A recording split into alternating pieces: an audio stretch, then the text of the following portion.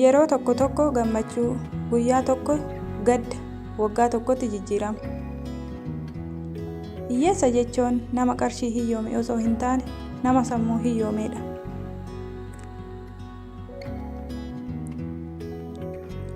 Nama kabajuun mallattoo sodaa yookiin lugaamamuu osoo hin taane bilchina sammuu fi dandeettii fageessanii yaaduuti.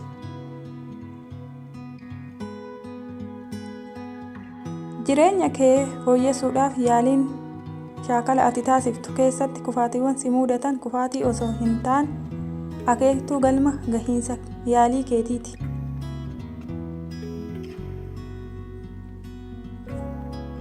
Addunyaa kana irratti harreen akka namaatti yaaddu jiraattuu baattus namni akka harreetii yaadu hin dhabamu. Akka addunyaatti yaadi, akka naannootti hojjedhu.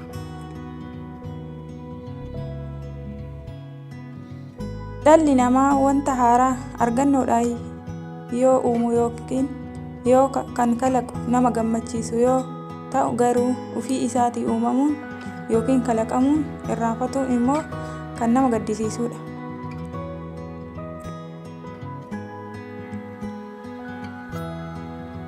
Kan nama qaanessu ba'aa guddaa sammuu irratti baachuu osoo hin taane sammuu hin yaadne baachuudha.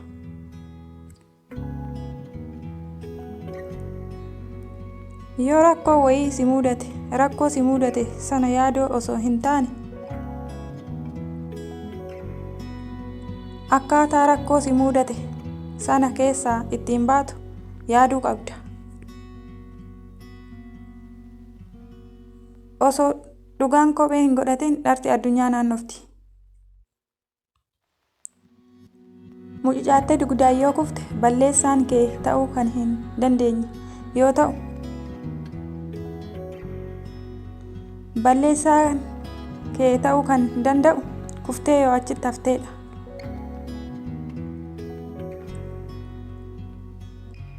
Wal beekuu irra walii beekuu wayya. Bishaan kadhaan argame dheebuu nama hin baasu. Sareen yeroo hunda duttu akka hin birmanneef of gooti.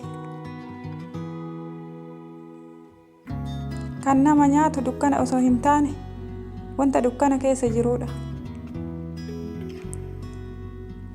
Irra caalatti kan dinqisiifatamuu qabu namoota addeessa irra qubata osoo hin taane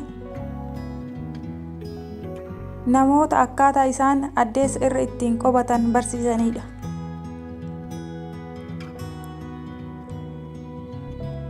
Addunyaan tun sirraa waan tokko eegdi waan ta'eef wanta gaarii tokko hojjedhu. Kaayoo fi galmaan gahachuuf dhama'uun har'aaf dhandhammi isaa kuraawaadha malee boruuf firii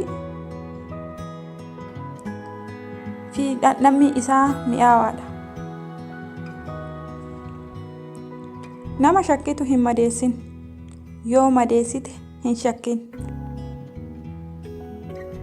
Wanti calaqqisu hundi warqii sitti hin fakkaatin. Jiraachuuf nyaadhu malee nyaachuuf hin jiraatin.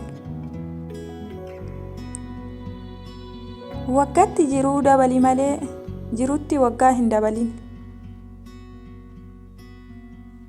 Riqicha muka tokko irra osoo hin bahin dura gorora tokko liqimsi.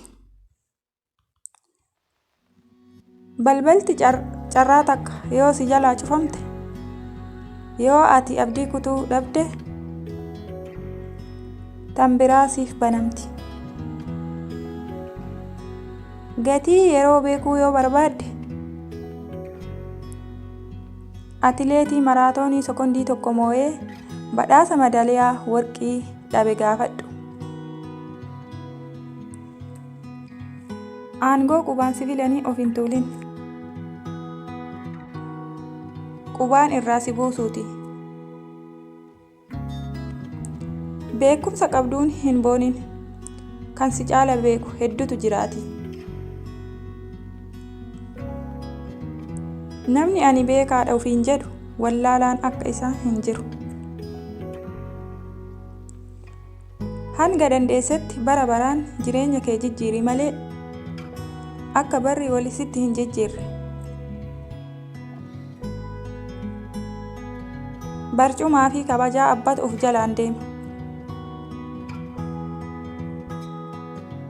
Bara rakkoo bishaantu muka namatti kora. Waan garaan namaa baatu wadalli harree hin baatu. Lafa fardi sangaa hin jirretti maxxannetu itti areeda. Kan ati jechoo qabdu biyya too maal naa goote jechoo osoo hin taane ani biyya kootiif maal godhe jechoo qabda.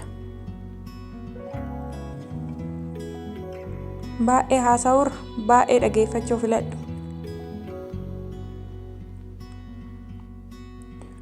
Hojii guddaa karoorfameerra hojii xinnoo hojjetametu caala. Bara jireenya kee keessatti yeroo dheeraa taa'umsaan dabarsuu irra yeroo gabaabduu hojiidhaan dabarsuu bu'aa guddaa qaba. Namni sabbata godhatanii mudhitti hidhatan bofa namatti ta'ee nama hidda. Akka jaalalli jiru jibbis jira waan ta'eef icciitii yeroo jaalalaa haasoftan yeroo jibbaa haasa'uu wallaalummaadha. Jaalalli dhugaa fageenya karaatiin hin daangeffamu. Jaalalli dhugaa furtuu jireenyaati. Jaalalli dhugaa ibsa jireenyaatii fi gaaddisa jiruuti. Nama jaalalli dhugaa kuffiseef guulli harka isaa lafa itti hin gaafatamu. Dhiira qawweef hin jilbeeffannetu jaalala dhugaatiif jilbeeffata. Yoo nama taate fedha keetiif osoo hin taane kaayyoo keetiif dursa kenni. Beekaa jechuun nama dogongora ofii beekeeti. Irraa sirraa. Mo'uu jechuun tokkoffaa bahuu qofa osoo hin taane jijjiiramas agarsiisu.